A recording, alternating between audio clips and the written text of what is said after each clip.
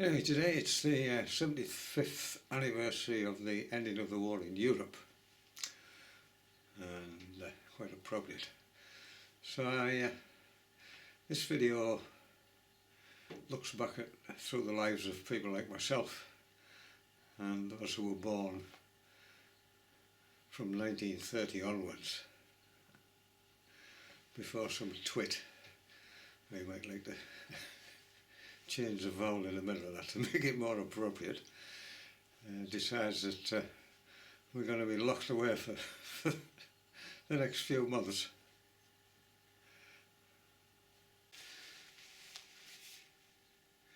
These are some of the headings which have appeared in the newspaper over the past couple of months about the elderly, and very disturbing they are too. This is March the 14th.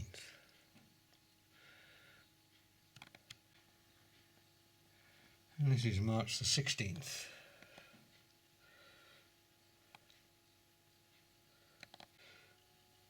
This is April the 14th.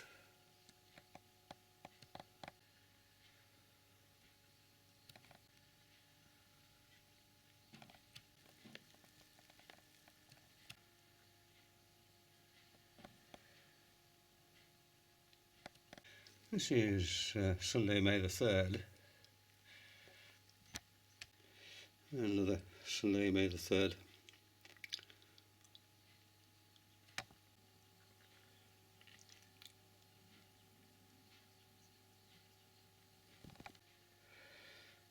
This article is by David Blunkett, who was the former Home Secretary. It's worth reading a little bit out on this David Blunkett piece. This goes way back to March 16th, this article.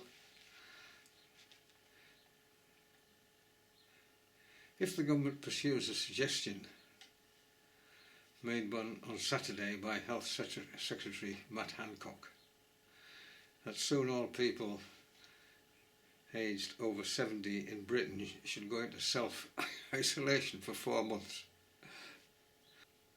all that would achieve is to consign a particular cohort to misery. Depression arising out of isolation and loneliness must not be underestimated in our communities. Deterioration of our mental health and well-being would be compounded because of isolation. Surely the more active we are, the more healthy we are, and if we are less active, we will deteriorate both physically and mentally. And then a little later in the same article, surely we oldies have the right to choose our own destiny. We understand the risks. We know there are higher mortality rates from this virus amongst the elderly.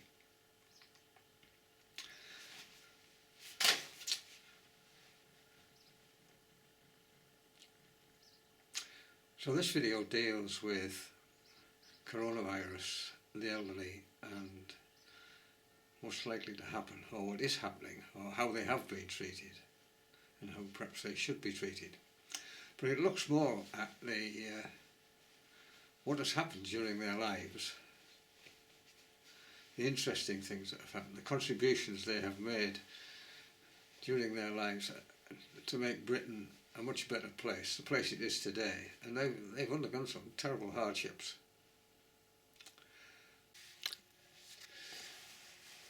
Treatment of the elderly. Looking back on the past 2 months of the COVID-19 pandemic, it is the treatment of the elderly which I find particularly disturbing. Whilst the death toll in hospitals was broadcast every day, out of sight and out of mind, another catastrophe was being played out. The number of old people dying in care homes and at home was into the thousands, but nobody was keeping score. Care home staff were near the bottom of the list when it came to protective equipment. It was as if somebody had decided that the limited resources available, which is another matter, should be prioritised, and old folk weren't worth it, especially as 90% of deaths were amongst the old. And there's a feeling that they're being sacrificed. And one of the questions which nobody seems to have made is, who is to blame for this COVID-19 getting into so many care homes in the first place? If we take people born between the years 1930 and 1955, that is, people who are between 65 and 90 years old, since World War II, they have endured a great deal, and they've had much to celebrate. And this video is just a snapshot, and it's in no particular order. One of the earliest memories for many will be the evacuation from cities in Operation Pied Piper. In 1939 and 1940, over 1 million children were separated from their families and sent to live with families in the countryside, not knowing when they would be coming home, if ever. For most, it was a life-enhancing experience. They were cared for, they had better education, they had better food, and they loved it. But for others, it was traumatic.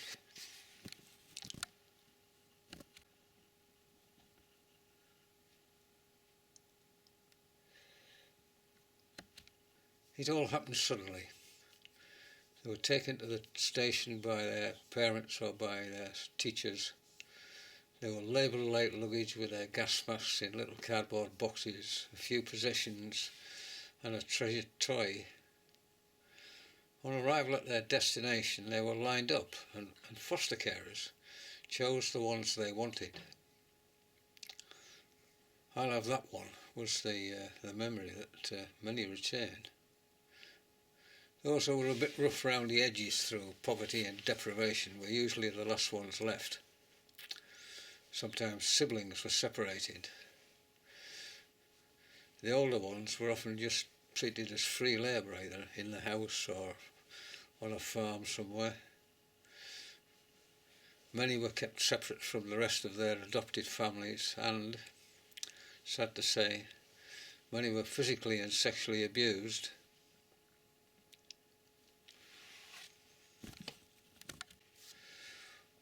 One later described it as a sort of paedophile's free-for-all. Terrible. Large numbers quickly returned home. Once it was realised the danger wasn't quite as great as they thought, parents came and collected their children. When the war was over, some children didn't want to go home. And many who did found that they didn't fit back into the family. They spoke differently, and they were probably better dressed and better educated. A few parents didn't even want their children back. The psychological damage was immense and followed them for the rest of their lives. It was no less traumatic for their parents, not knowing when, if ever, they would see their kids again. Those children whose parents didn't send them away, one of their earliest recollections will be sleeping in an Anderson shelter, an air raid shelter. One of those. Some of these still exist.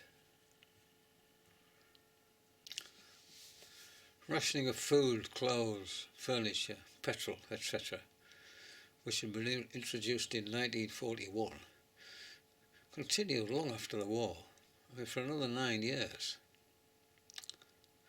And there were no supermarkets. Women queued for hours outside bakers and butchers and greengrocers, etc. Shopping was a major undertaking. It wasn't sort of a quick weekly jaunt to the supermarket. There you see the queues there, miles long. And then once you'd got your meat, you then had to go to the greengrocer and join another queue. It was a sort of full-time job, really.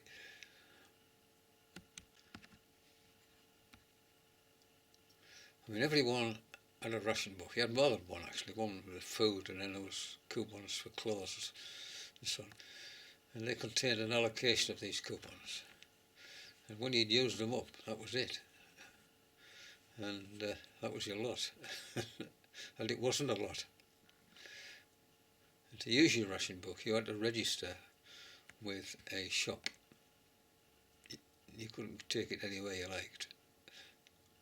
And of course, the things which were on ration, you had to pay for it as well. You can see the coupons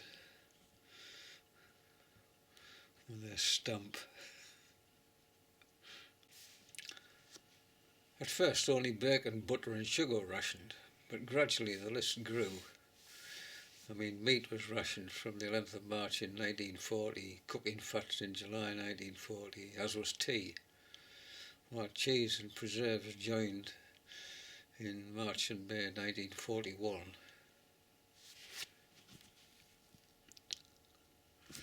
Allowances fluctuated throughout the war, but on average, one adult's weekly ration was what it says there. I won't go through them all, but it wasn't very much, and the quality of some of these things was dreadful.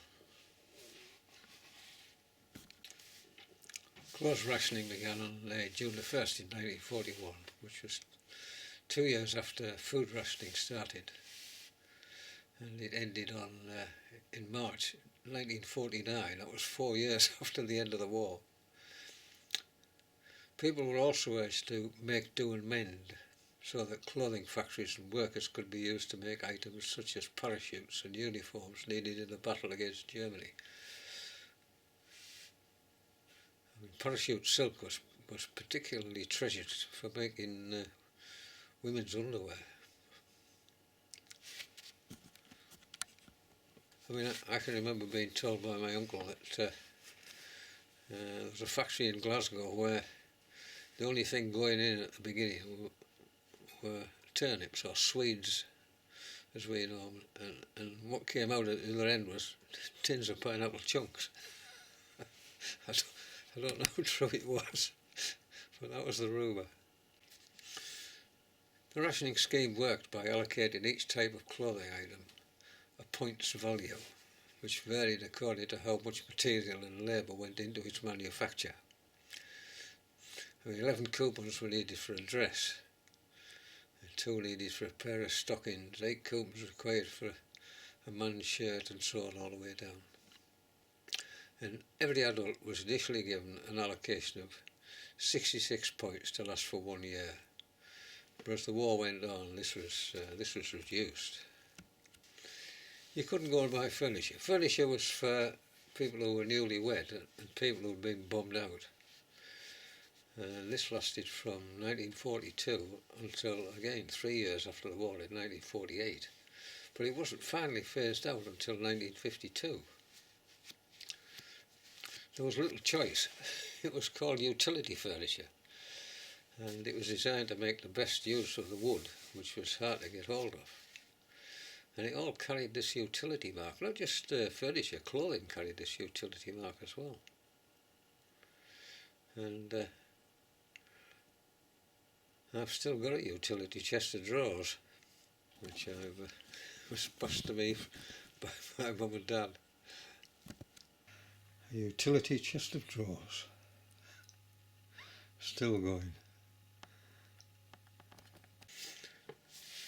Even after the war had finished, the pain continued. On the 28th of May 1945, just 3 weeks after Victory in Europe Day, rations were actually reduced. I mean, bacon went from 4 ounces to 3 ounces, and cooking fat from 2 ounces just to 1. So it's no surprise when restrictions were lifted on the 30th of June 1954, when meat stopped being rationed. People reacted with delight. That December, colour returned to the once dull streets of Britain, and shop windows were piled high with sweets. I mean, I can remember it well.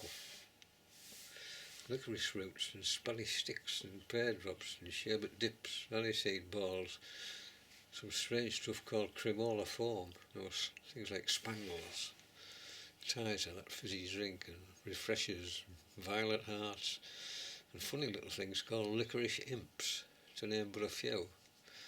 And of course, there was chocolate, especially Easter eggs. At the end of the war, in 1945, a Labour government was elected under the Prime Minister was Clement Attlee, and they nationalised 4 major industries: coal and electricity in 1947, railways in 1948 and steel in 1949, and they remained nationalised for years, and a lot more was nationalised later. But probably the most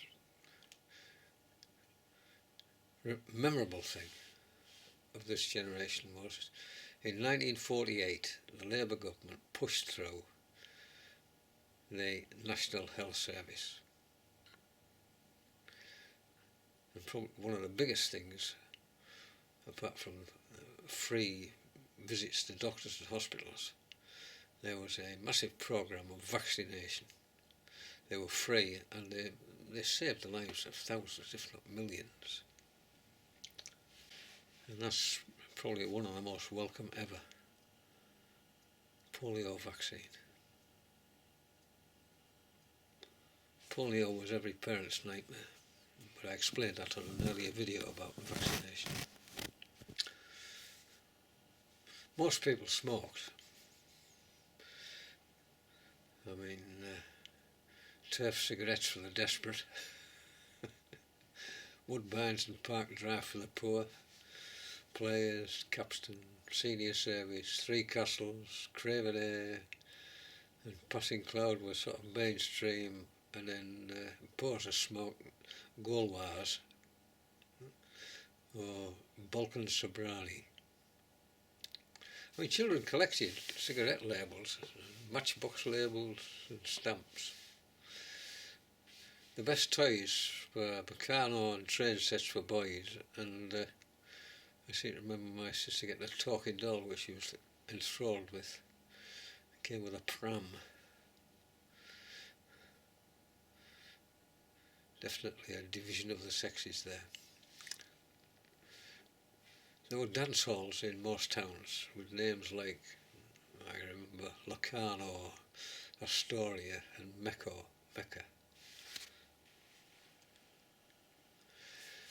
Learning to dance ballroom and Latin was a rite of passage until rock and roll came along.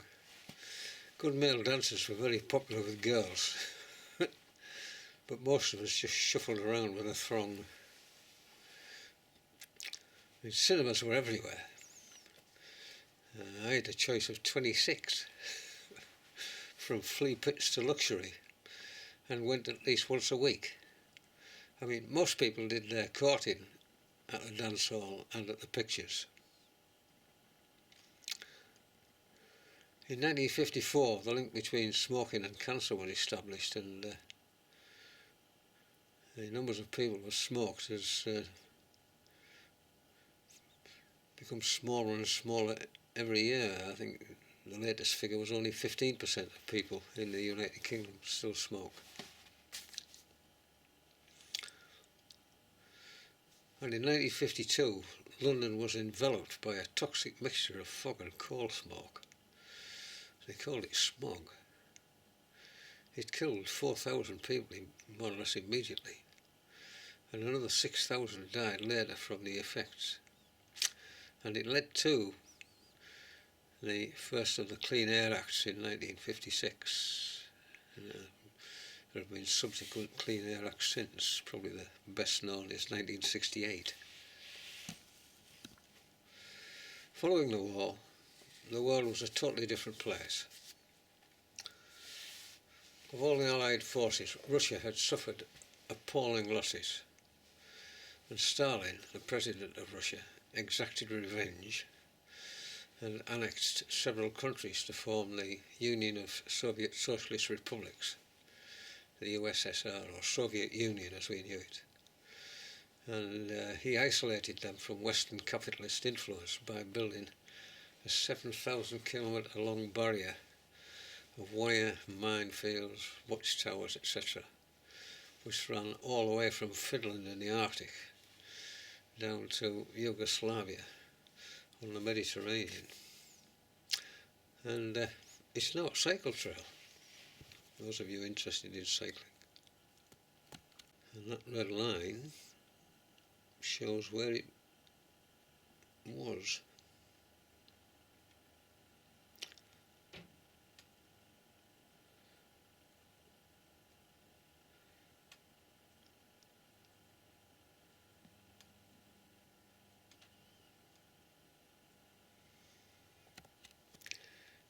It became known as the Iron Curtain and remained until the USSR collapsed in 1991.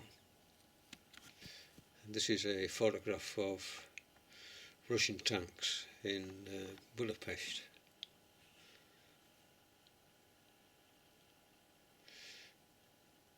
When they crushed the Hungarian uprising.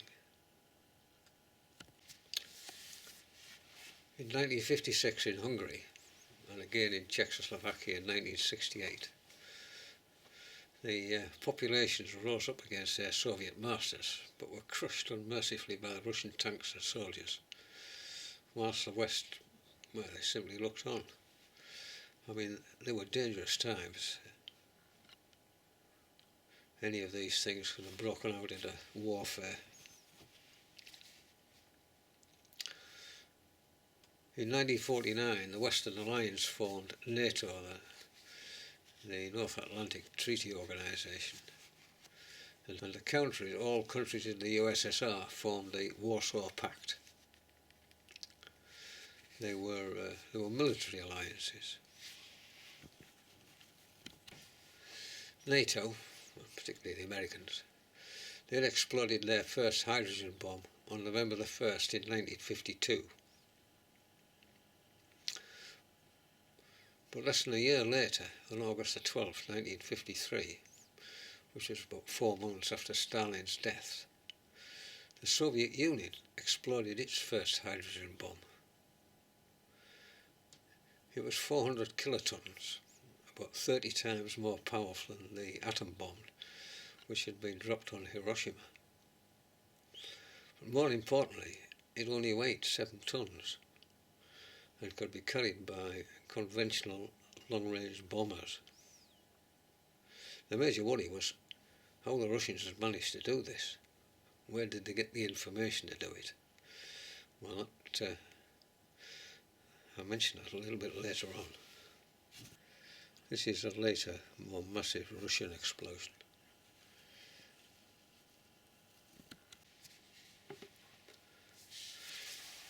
There was no parity between the two alliances, the Warsaw Pact and NATO. I mean, bigger and bigger bombs were exploded, culminating in a 58 megaton bomb by the Soviets in 1961. And this was almost 4,500 times more powerful than that dropped on Hiroshima. I mean, Soviet President Khrushchev, he was the guy who replaced Stalin, he boasted it could have been bigger, but then it might have broken all the windows in Moscow 4,000 miles away. In 1957, when I was 16, a small beeping shining object could be seen travelling across the night sky. I remember seeing it come back from scouts. It was the first satellite, Sputnik, and that's it there.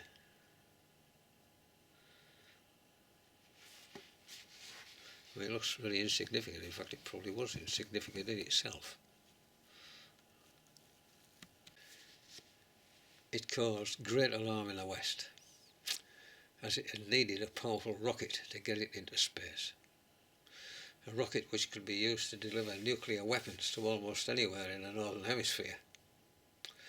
And so began a build-up of ever more powerful rockets, eventually leading to the moon landing by the Americans. I mean, there was a dangerous nuclear standoff. This is part of the May Day military parade in Moscow, Red Square.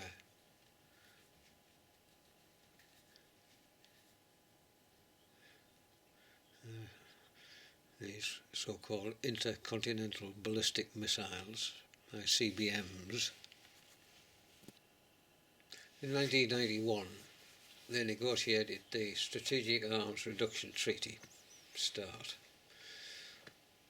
which reduced the numbers of long-range weapons. But it's gradually unravelling, because now there are more short-range tactical nuclear weapons and new ways of delivering them. I mean, every May Day the Soviets parade their military might through Red Square. I mean, I looked at last year's under President Putin, and it was pretty impressive, to say the least, as was China's. I mean, these things haven't gone away. I mean, the arms race is hotting up with new weapons, such as the hypersonic glide weapon. Look it up on the internet, which is sort of changing the balance.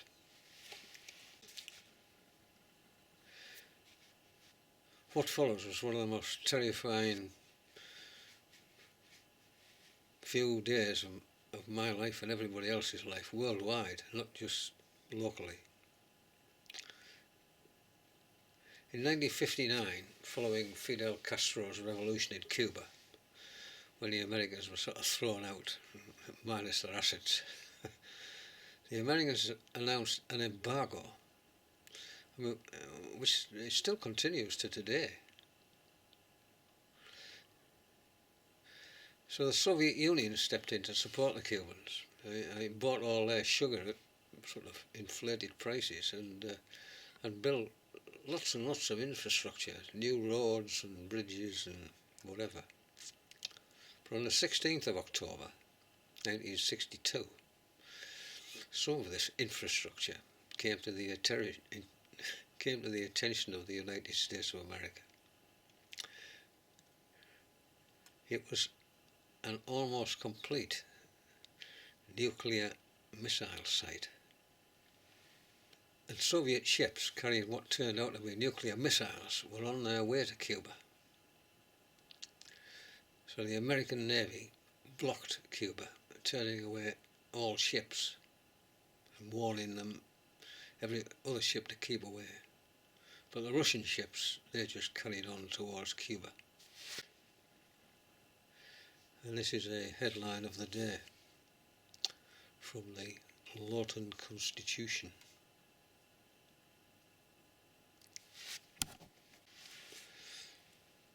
President Kennedy warned the Soviets that the consequences of continuing might be nuclear war. But Khrushchev wouldn't back down. It was the most terrifying time of our lives. Everybody was glued to the radio. The ships continued towards Cuba for 12 days, and the world was poised on the brink of, well, nuclear annihilation, sort of Armageddon. But at the last moment, the ships did turn around. When I say the last moment, it was within an hour or less. And it was claimed as a victory for the Americans. But it came out later that the Soviet Union had done a tit-for-tat deal. We'll dismantle our site in Cuba if you remove your missiles from Turkey. So it was all kept a bit hush-hush. But the relief was unbelievable when the news was announced. Such was the fear of a nuclear war, and unknown to all but a few, a network of hundreds of underground bunkers was built to be manned by the Observer Corps, the OC, in the event of a nuclear war. They were everywhere, but nobody knew about it. Oh, let's put it, very few knew about it. And this is what they looked like on the surface.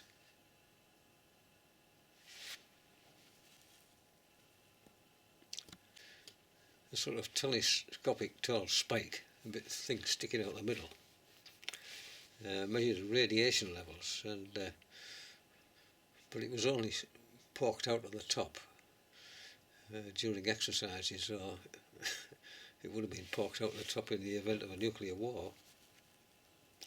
And you can see that in the section through one of these below. and this is what they look like. The Observer Corps personnel inside. A friend of mine was a member of the Observer Corps at one of these, which was opposite the golf course at Saltburn, just by the roadside. Nobody knew it was there. His call was Tango Whiskey 2, I remember. The United Kingdom was only a few minutes away from the USSR intercontinental ballistic missiles. With Fylingdale's early warning station near Whitby on the coast there, it started operating in 1963. There sort of 3 massive white golf balls, although they've been replaced. And it gave only 4 minutes warning in the United Kingdom, and it gave 30 minutes warning to the United States. And it's still operational today. I mean, this is an ongoing thing. When an inbound attack had been detected, sirens would sound and TV and radio broadcasts would be interrupted. So 18,000 of these sirens around the country, but they were very discreetly placed on public buildings. I mean, schools and police stations were popular. I actually remember one being put on a school in Great Hayne and wondered what the hell was going on. In rural areas, hand-powered sirens were sort of allocated to locals, a sort of school teacher or a postmaster or a policeman. And they had a dedicated telephone line, and the phone was tucked away out of sight, which they prayed would never ring. I mean, they'd obviously signed the Official Secrets Act. They never told anybody about this. It was all top secret stuff. But the masses were just kept in the dark. If the alarm was given, the sirens would sound, the Observer Corps would lead their families to their fate and man the bunkers, sending information about wind direction, the source of the blast, the strength of the radiation, etc., to their headquarters, which in this region was in York. And they were expected to survive for just 3 weeks. I mean, there would have been nothing to come out to, except a highly radioactive sort of nuclear desert. A bit like a billion Chernobyls all at once. I mean, we had the V-bombers, the sort of Vulcans and Valiants and so on. And they would have been scrambled, carrying their nuclear bombs and leave to their predetermined targets in the Soviet Union. I mean, knowing that there'd be no coming back. There was nowhere to come back to. And this was an example of a broadcast everyone was dreading. I'll just let you read it through, I'm not going to read it out. You can use your pause button.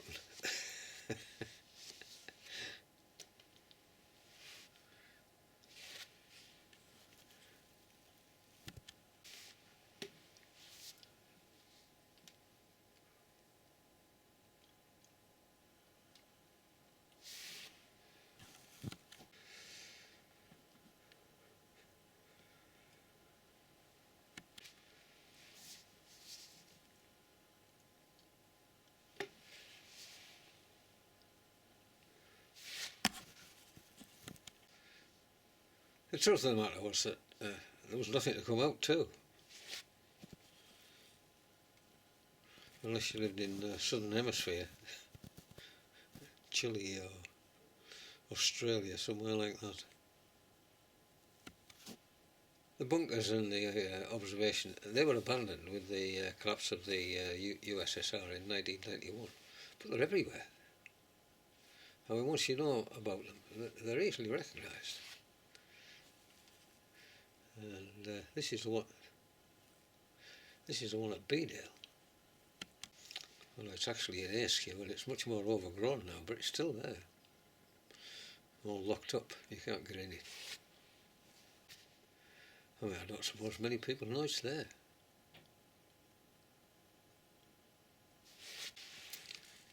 The siren network was only dismantled in the 1990s, but many of the sirens are still in place, albeit very discreetly hidden. But if you look round, you can see them.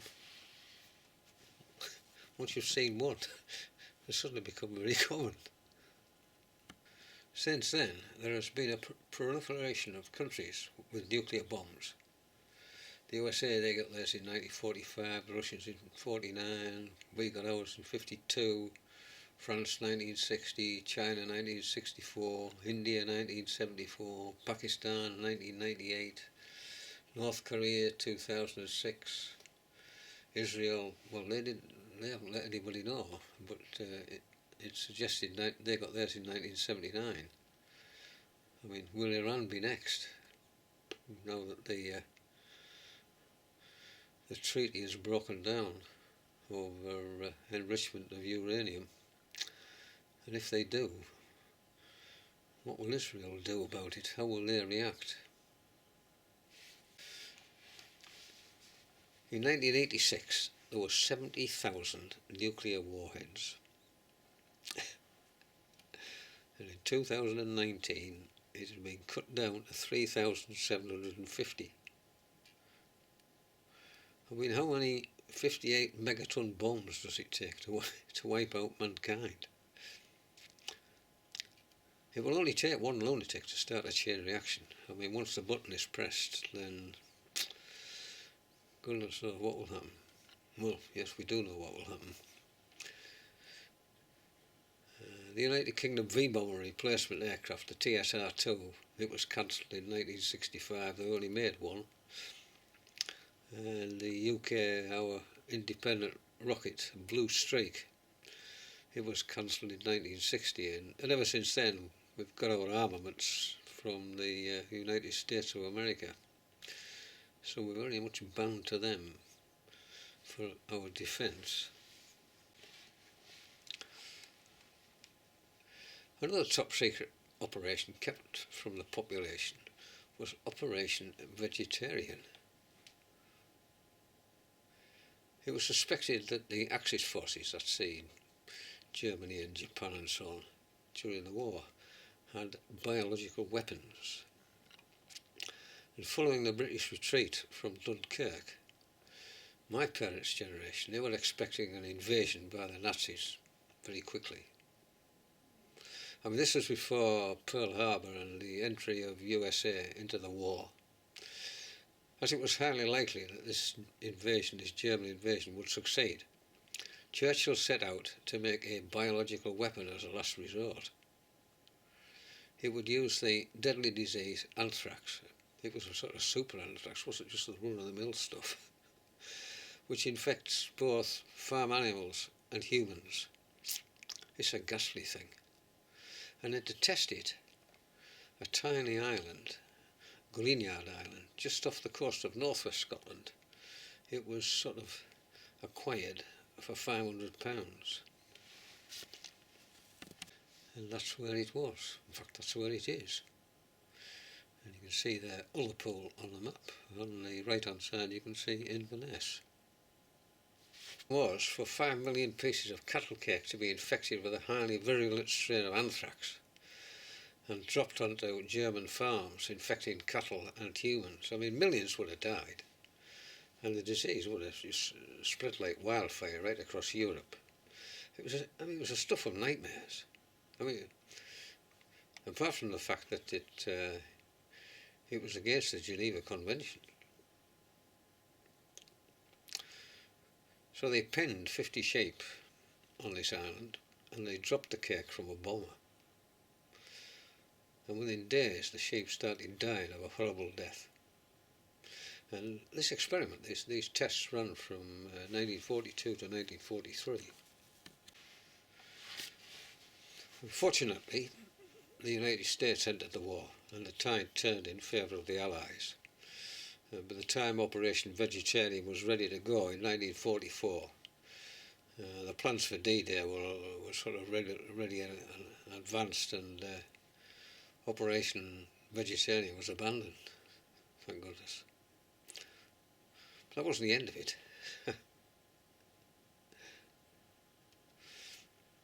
The island remained contaminated with anthrax spores for decades. A buried carcass was somehow washed ashore on the mainland, and about 100 animals died from anthrax. It was all kept very quiet, and compensation was paid to the farmers very, very quickly. In fact, one farmer was surprised by the rapidity with which he got his money. He knew there was something there was something up. I mean, but quick quarantine it stopped the disease spreading to humans. But such was the secrecy. I mean, locals didn't know it had come from the island a kilometre offshore until 1991. Anyway, there was a concerted effort by an underground group of activists, and they removed some soil from the island and delivered it in small packets to newspapers. And one of these packets, it was found that there were anthrax spores. Needless to say, that resulted in huge notices on the island, and its decontamination in 1986.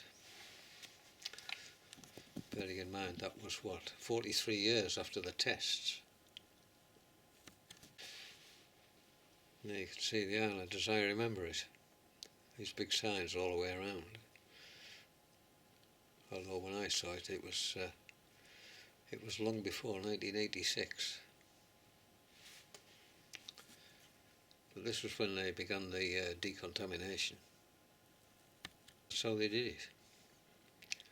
400 tonnes of formaldehyde were mixed with seawater, and it was declared anthrax-free in 1990, almost 50 years after the tests. And the documents about this were only declassified in 1991. And the island was returned to the owners for the original 500 quid. And it was for sale in 2019, but so far there's been no takers, which is not surprising. And that's it. That's what it looks like. That's what it looks like from the mainland. It's not very far offshore. Anyway, since 1992, Portland Down, that sort of United Kingdom's secret chemical and biological place, it's produced a vaccine for this super anthrax because of the fear that some rogue organisation or country, possibly in the Middle East, will use anthrax as a weapon in the future. I mean, where would they get it from? I mean, when smallpox was eradicated from the world in 1980, Russia and the United States were allowed to keep a sample of it for so-called research, which I find very strange, in fact, very disturbing. Not only equality in nuclear weapons, equality in biological weapons, it would seem. In 1958, the first nuclear reactor was started up at Dounreay, which is on the very north coast of Scotland. And it was built there just in case it exploded. And it was near a village with a somewhat unusual name, which you can see there. Another nuclear site was built at Windscale, which we now know as Sellafield, in Cumbria. And it was built to produce plutonium for nuclear bombs. And you can see it there.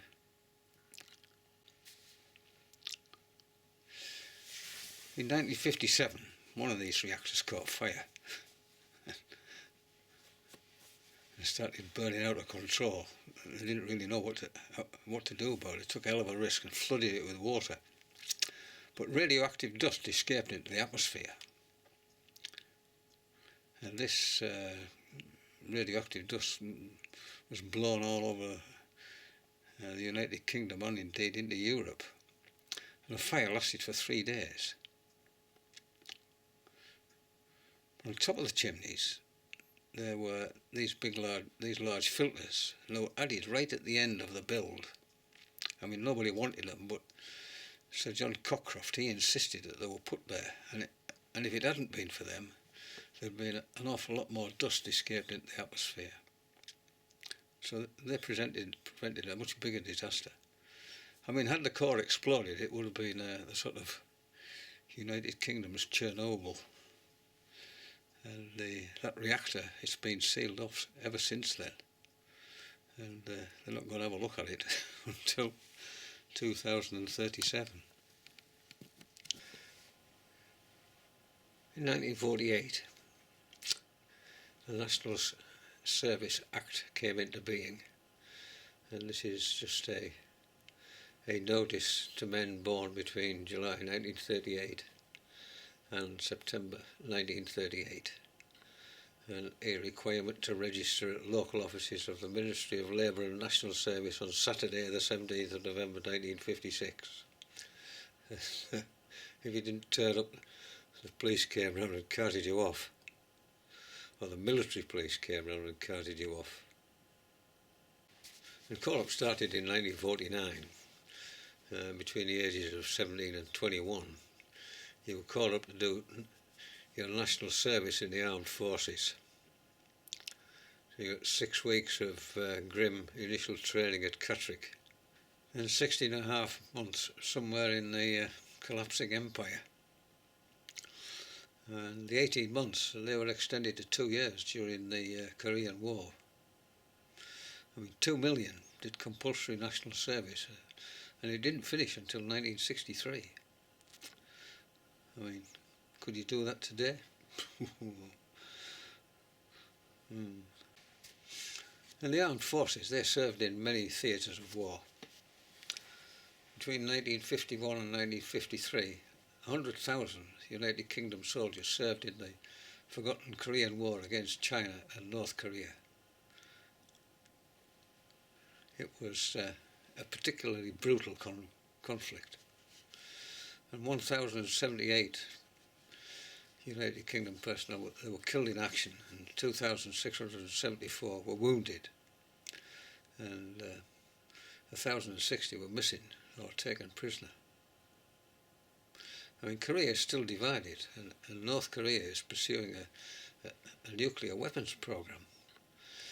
And the United States of America is very worried by this, as their west coast can be easily reached by intercontinental ballistic missiles, ICBMs.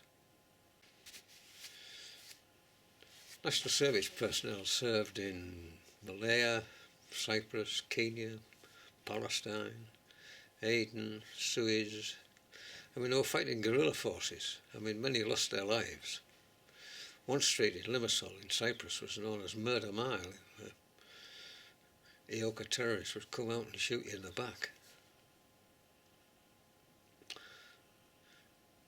In the Falklands War, there were 637 casualties, and 255 people died. I mean, what was it about, I ask? I never fathomed it out. But it saved Margaret Thatcher's premiership. And then in 1997, Labour were elected under Tony Blair. I mean, Mandelson and Alistair Campbell were sort of lead players. And between 2003 and 2011, there was another idiotic war in Iraq, when 179 UK soldiers were killed. From 1969 until 1997, during the IRA's campaign in England, there were 115 deaths and 2,134 injuries. I mean, from a total of almost 500 attacks. I mean, of those, 125 fatalities occurred on the mainland, 68 civilians and 58 members of the security forces and 7 paramilitaries.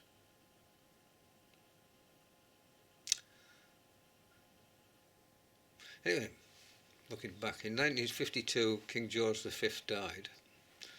I can remember the announcement being made at school. And in 1953 Princess Elizabeth was crowned Queen Elizabeth II, and we had the coronation. There was a massive purchase of televisions, and we spent the whole day watching this on these little black and white TVs. Between 1947 and 1965, the United Kingdom gave up most of what remained of the empire. India, Pakistan, Yemen, Kenya, Malawi, Ghana, North and South Rhodesia, which came Zimbabwe, and Burma, which is now Myanmar. I mean, they were the largest, but there were hordes of others, little groups of islands scattered all over the world.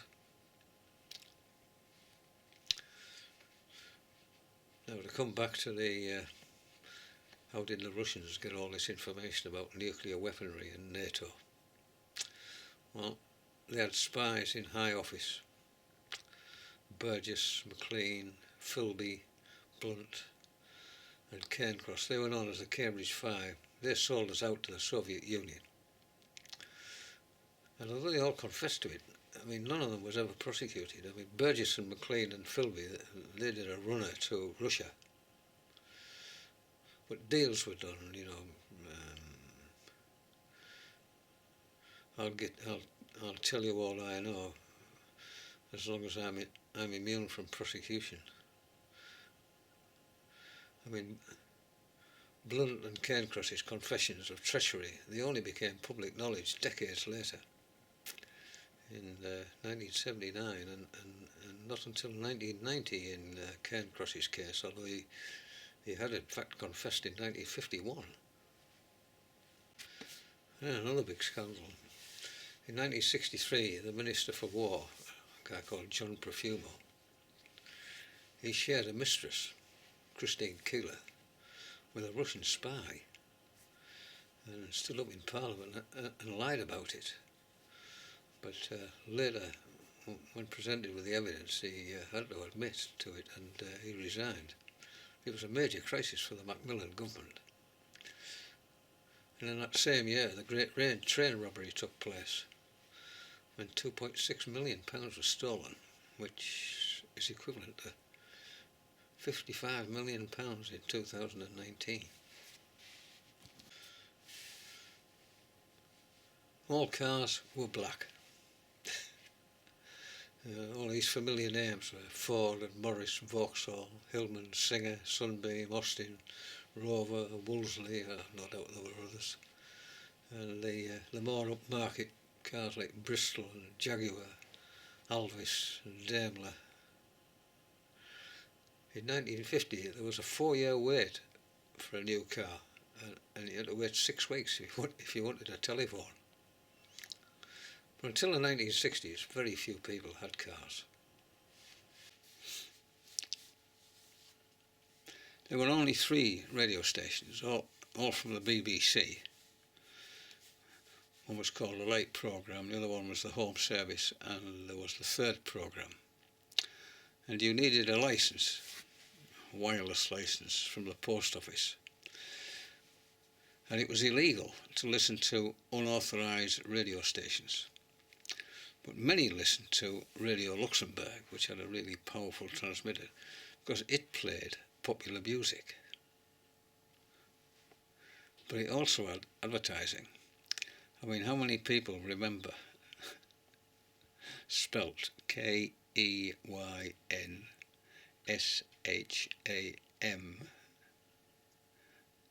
but can you remember what the advert was for? In 1964, to get round the law, a ship was anchored just outside territorial waters, and it began broadcasting. It was called Radio Caroline, and it broadcast pop music. In 1967, radios 2, 3 and 4 replaced the 3 original BBC radio stations, and there was a new one, Radio 1, and it was set up to outdo these pirate radio stations like Radio Caroline.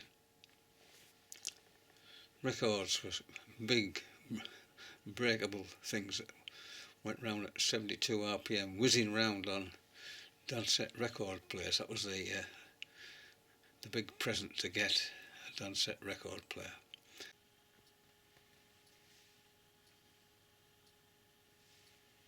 And disc jockeys became famous. I mean, up to that point, they weren't, I should say, Tony Blackburn and Simon D, and there was no end of them. And in 1961, Pickle Pops with DJ Alan Fluff Freeman was popular, and he used to record it on these big reel-to-reel tape recorders, trying to keep everybody else quiet while he was doing it. It was a sort of weekly ritual. Tape recorders made their appearance in the late 1950s, and it was really strange because it was the first time people heard their own voices. Not at all like you think it's going to sound.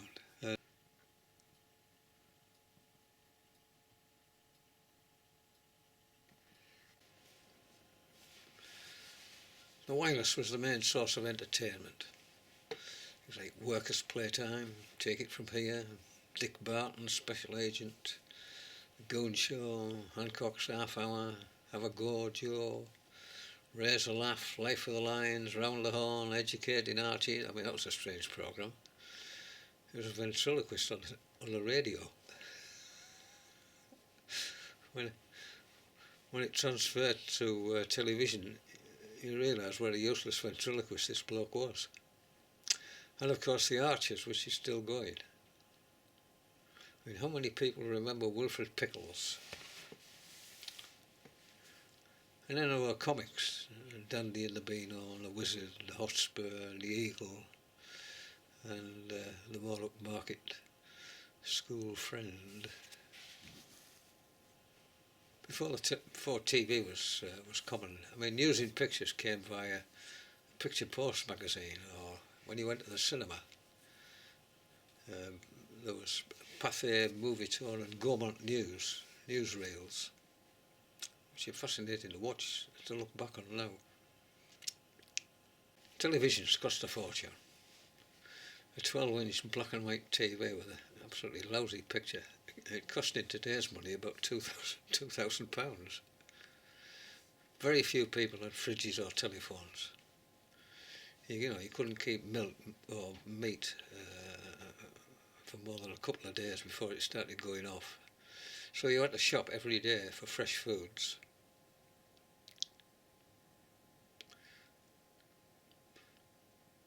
In 1964, monthly wages were about £30, and houses were about £2,300 for a first-time buyer, which is roughly 80 times the monthly wage, but interest was 7%.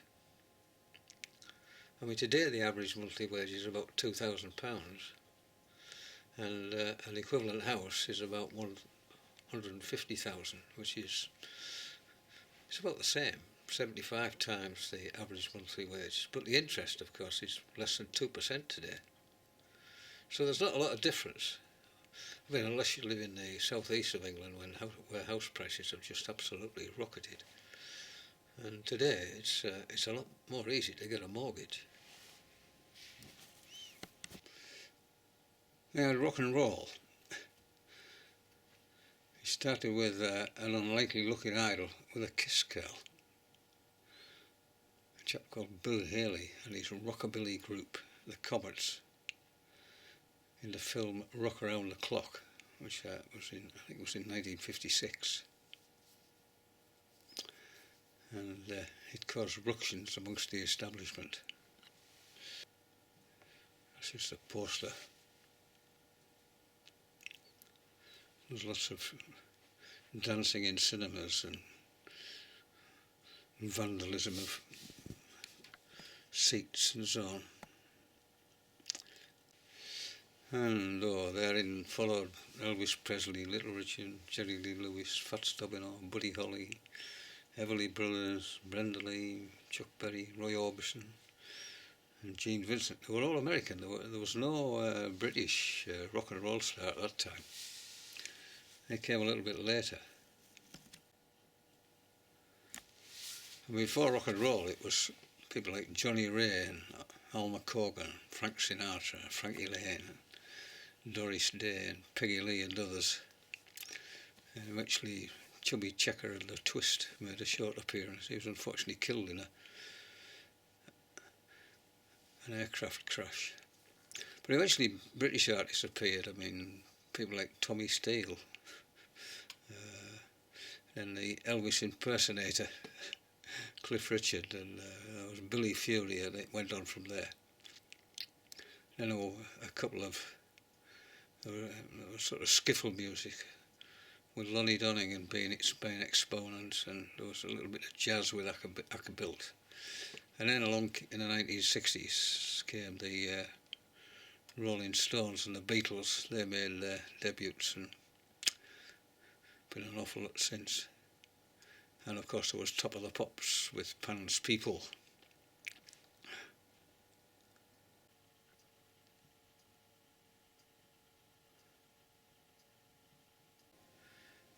They only had teddy boys with drape pipe trousers, long draped jackets, bootlace ties, thick crepe-soled shoes. They were known as brothel creepers. And a DA haircut.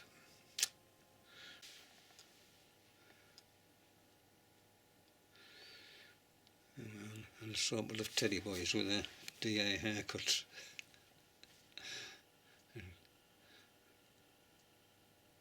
Thick crepe shoes. Rockers had motorbikes, BSAs, Nortons, Matchless, AGS, Ariel, James, Francis Barnett, and if you were very lucky, you had a Vincent. I mean, lots of the motorbikes had sidecars on, and they hung about in coffee bars with jukeboxes.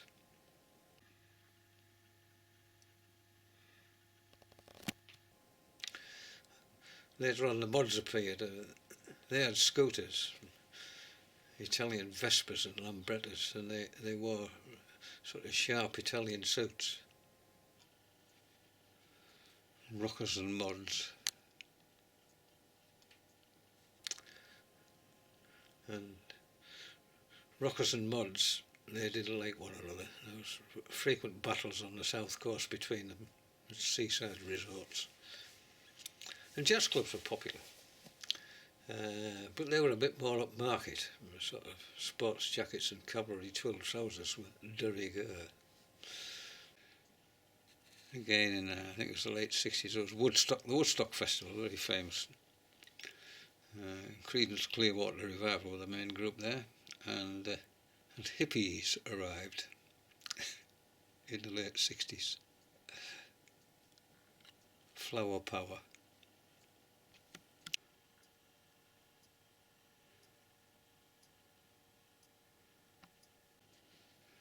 Film musicals, I remember, very popular, particularly with girls. South Pacific in 1958 and West Side Story in 1961, they were very popular. I mean, people went to see them, in some cases, 10 or 12 times. Every week they went to see it again. And couldn't pass without mentioning The Magic Roundabout, which appeared in 1965. With Brian the Snail, Dougal the Dog, Zebedee. I think he was a sort of jack-in-the-box. There was Florence. I think she was one of two humans on there. There was Ermintrude the cow, and there was others. Oh, Dylan. I think Dylan was a sort of spaced-out hare. I mean, it was cult viewing for both children and adults. I mean, it was on, what time did it come on? About 10 to 6 in the evening before the news. I mean, some thought it had sort of druggy undertones. At the end of the programme, Zebedee always boinged onto the screen and said time for bed, which is great if you had young kids. London had the swinging 60s. I mean, I don't remember much of that up here, in the north of England. Sort of Mary Quant and Twiggy and mini skirts. And fast food chains opened up. I mean, the first Wimpy Bar was opened up in 1954 at Lyons Corner House in London. And in 1958 there was another disaster. Hundreds of children were born with deformed hands and feet, but no, or very short arms and legs, which again were quite deformed. It was a nightmare for prospective parents and was caused by a drug given early in pregnancy to stop morning sickness, a drug called thalidomide. I mean, these children, they're now in their 60s. In 1964, the country was about bankrupt, and Harold Wilson's government, he only allowed you to take 50 quid abroad, which is about today's equivalent of about £700, if you went on holiday. I mean, not that very many people went abroad. I mean, most people went to places like Butlins and seaside resorts like Blackpool and Clacton. And then in the 1970s, the elderly had to put up with strikes, resulted in the shutting down of power stations, and electricity was on ration. Sort of 3 days of electricity and then 4 days of no electricity at all.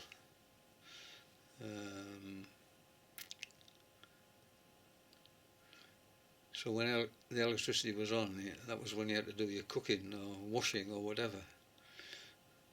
And then it was on for a few hours and then it was switched off again. I mean, rubbish piled up in massive stinking heaps in the street, and grave diggers were on strike, so the dead was quite simply stacked away because there was nobody there to bury them. This was what it looked like in Leicester Square in London. Horrendous. Rats everywhere. Inflation at one point was running at 16%, a bit like a banana republic almost. And at one stage it reached 22%. Today it's down around about zero. And it's difficult to believe now. However, it led to the election of Margaret Thatcher in 1979, and she remained in office until 1990. And swathes of industry disappeared.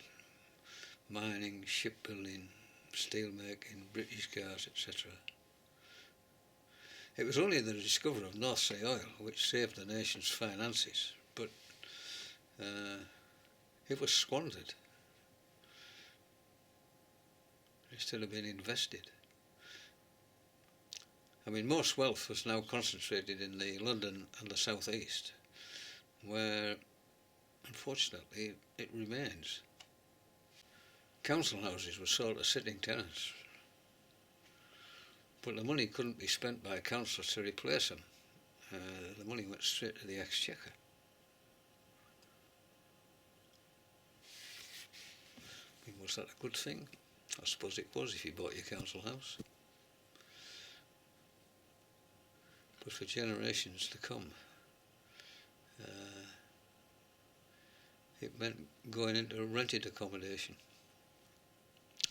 in the private sector, which is where it is today. So under Margaret Thatcher, nationalised industries were privatised.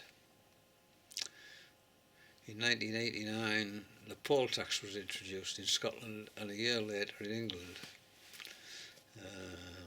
poll tax riots broke out in 1990, and eventually Margaret Thatcher was ousted, and John Major, who was her successor, he replaced the poll tax with a council tax in 1992. One of the most invidious things that was introduced, it was introduced in 1944, was the dreaded 11 plus. Only 20% passed for the grammar school and a profession or university. The other 80% were considered unsuitable for public exams, and girls trained for sort of shop work or domesticity or office work, and boys trained for industry. If they were lucky, they landed an apprenticeship and then they went on to higher qualifications at night school, but if most, they were quite simply labourers. And then in the 1960s, comprehensive education was introduced. But there are some local authorities who still have the 11 plus. And there's a sizable number of people who want to bring it back. That is until their children fail 11 plus. Not very keen then.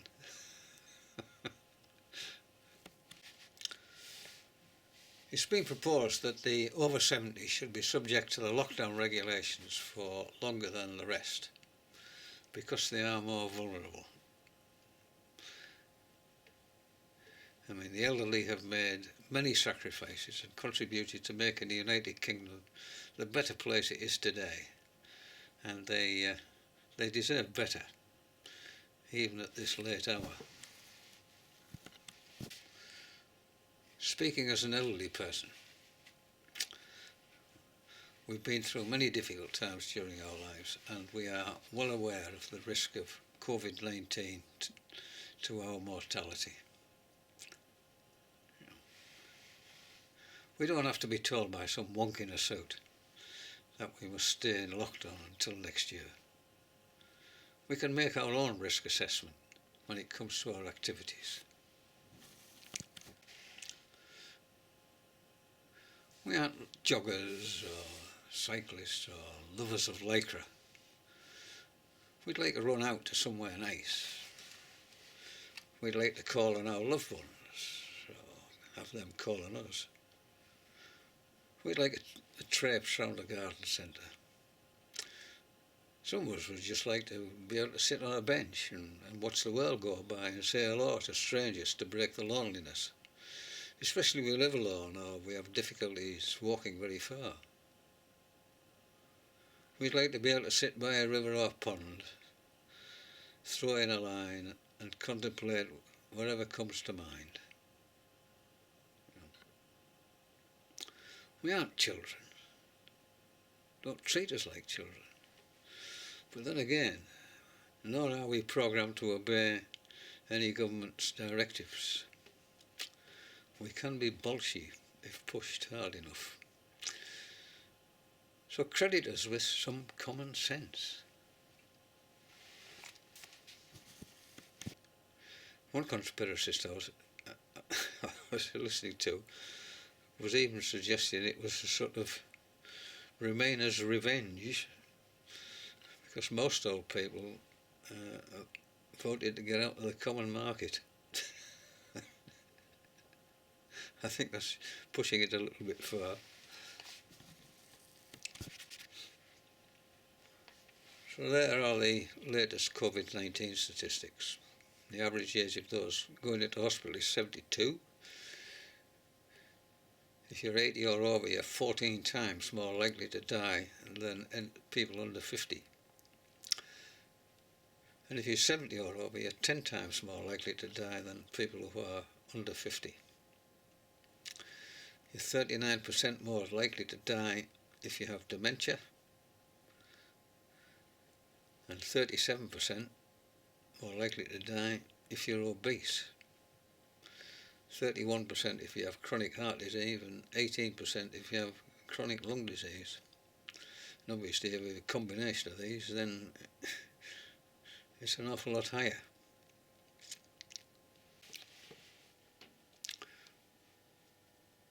When I was watching some programs on the internet, on YouTube, This was mentioned. Qualies and dailies. I'd never heard of them, which is not surprising. These are used by economists to work out a person's value to the economy, and you get and people are given a sort of number, a measure, and of course the old people, their value to the economy is very little, if indeed anything. I wonder if these things were looked at when they determined who would get treatment and who would be further down in the queue.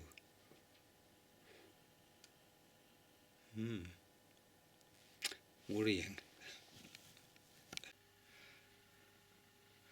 Anyway, from this member of the hairy-eared tribe to those of you in the bald-eared tribe, take care. One day you'll be one of us.